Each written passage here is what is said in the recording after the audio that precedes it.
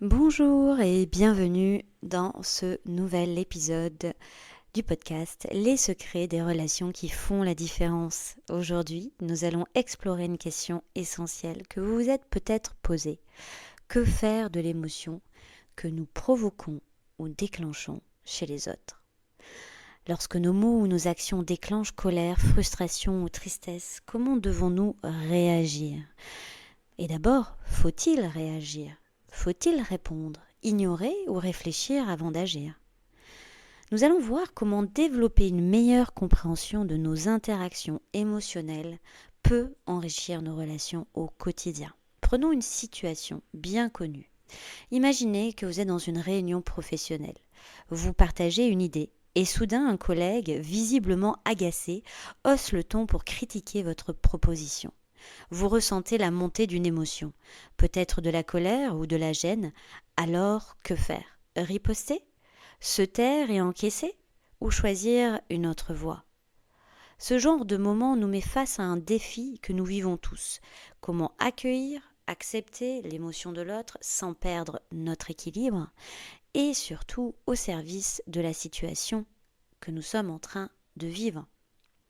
N'oublions pas, si je suis dans une réunion professionnelle, j'ai également des attentes, des besoins et des objectifs. Alors, je vous invite à visualiser les émotions telles des balles que l'on peut choisir de recevoir ou pas. Visualisez dans cette situation que cette émotion que votre colère exprime est telle une balle qu'il vous lance. Elle est peut-être légère, peut-être brûlante, peut-être hérissée d'épines. Mais face à cette balle, vous avez 3 choix. 1. L'attraper et la garder. 2. La laisser tomber. 3. L'observer sans forcément réagir, voire la nommer. Nommer qu'il y a une balle. Ce que cette analogie nous invite à voir, c'est ce que nous oublions souvent. Nous oublions que nous avons cette liberté de choisir. Et oui, nous avons le choix. Par habitude, peut-être que nous attrapons la balle, même lorsqu'elle nous blesse. Alors apprendre à reconnaître ces balles émotionnelles et à décider comment y répondre est une compétence clé pour des relations apaisées.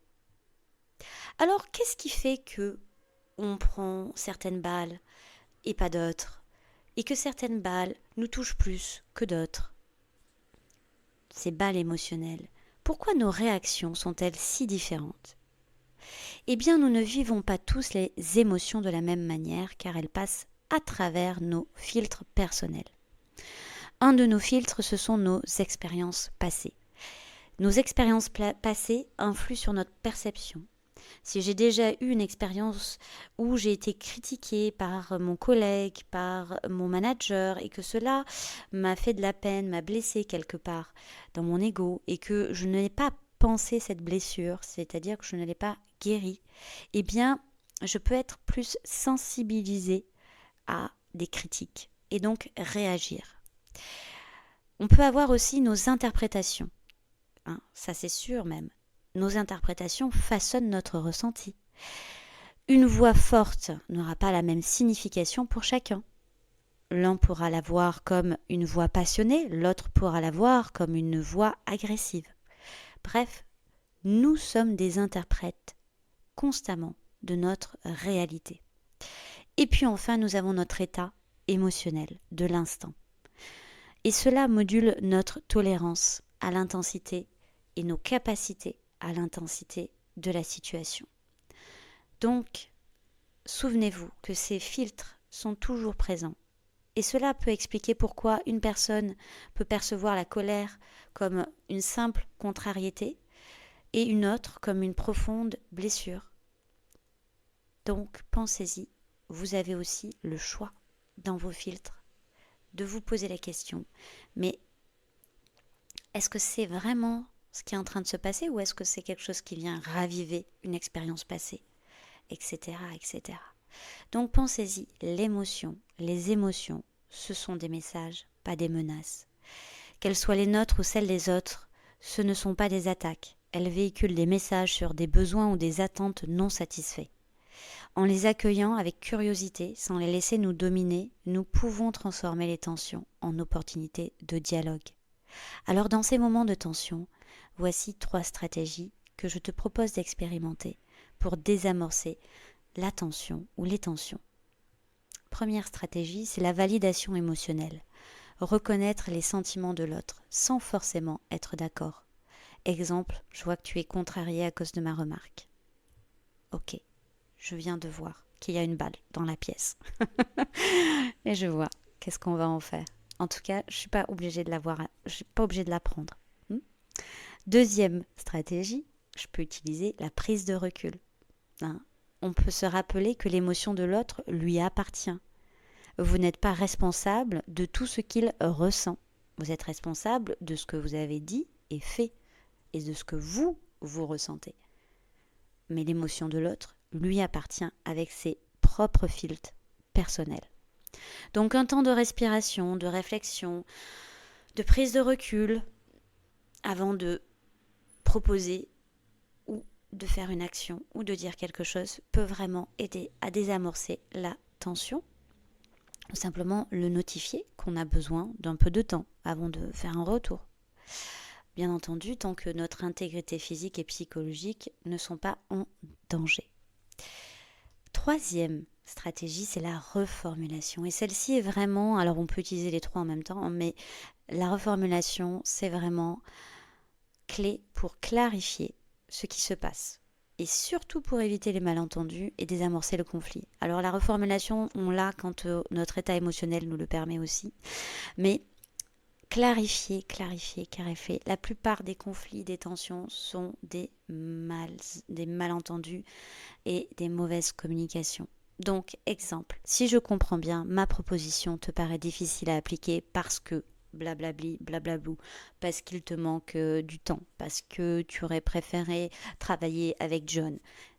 Peu importe, on clarifie, on va chercher un oui, un non, plus d'explications si nécessaire. Ou alors j'ai l'impression que ma proposition te met en colère. De quoi tu aurais besoin pour que ça fonctionne pour toi? Voilà, on fait preuve de curiosité, on veut clarifier, on ne s'arrête pas là à l'émotionnel. L'émotion est un message. On va la prendre comme une opportunité de dialogue si nous avons les ressources. Sinon, on peut tout simplement faire prise de recul ou notifier, valider qu'il y a une émotion.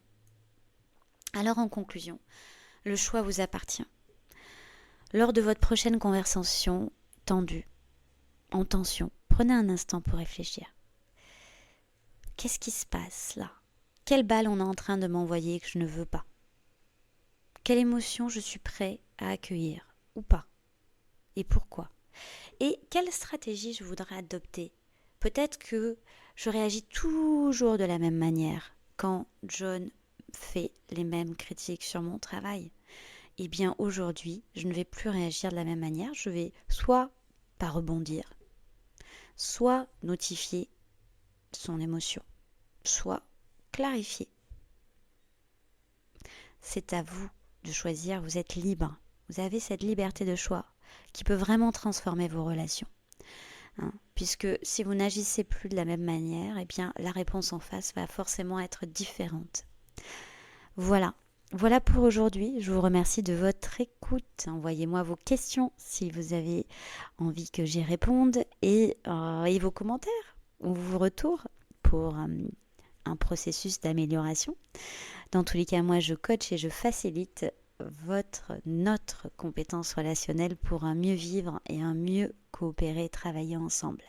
À très vite pour de nouvelles clés relationnelles.